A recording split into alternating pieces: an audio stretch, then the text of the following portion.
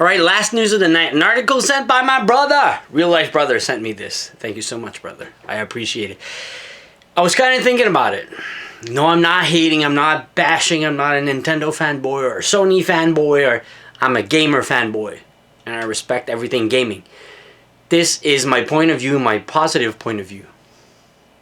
Sometimes it's just negative, but it's positive. Because I got to talk about it. I was going to read the article off the computer screen, but I'd rather have my facial expression. Alright, here goes. Title of the article is There's Already a Game Too Big for a Nintendo Switch Built-in Memory. I was thinking about that because it comes with the 32 gigs size.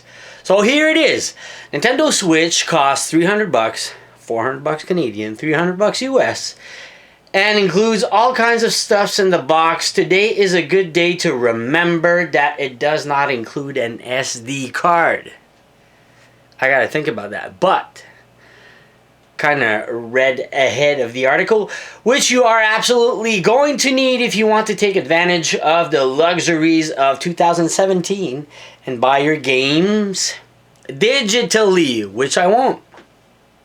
It's fine with me. Nintendo Japan revealed the required storage space for the digital download version of some of the console launch titles and games coming out after early today. And while you'll be able to squeeze a few of the smaller ones in there, others are going to push your system to its limits. One in particular is going to be beyond them. Disgaea,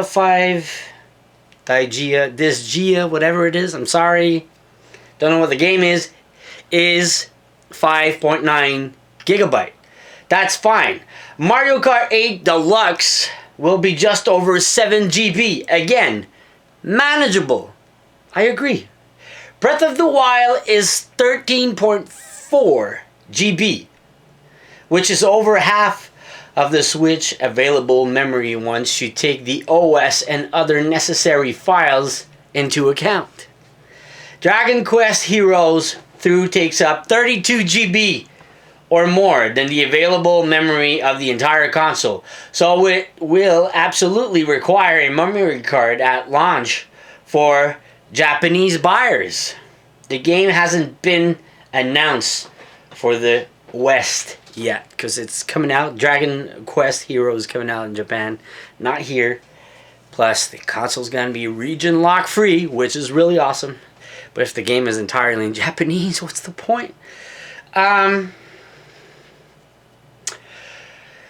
of the for those concerned about the 32 GB of storage, how will that work for playing downloadable games? How will it work for DLC and patches? Honestly, I don't.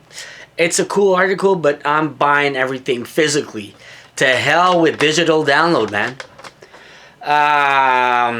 Nintendo Switch system has 32 GB of internal NAD memory, a portion of which is reserved for use by the system. The system internal memory can be easily expanded as needed using micro SDXC cards. The SDXC standards support up to 2 terabyte of storage. Note that the 2 terabyte cards are not yet on the market, but Nintendo Switch will support them when they are.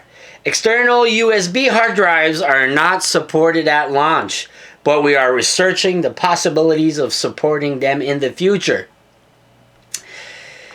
If no micro SDXC card is used, everything is stored in an internal NAD memory. If a micro SDXC card is used, game save data will be stored in internal NAD memory, while that data can be re-downloaded, such as digital games update DLC is stored on the micro SDXC card. Nintendo Switch game cards are non-writable. Game save data is stored in the internal NAD memory. So if your system bricks, you're stuck. But honestly, keep on reading this cool article.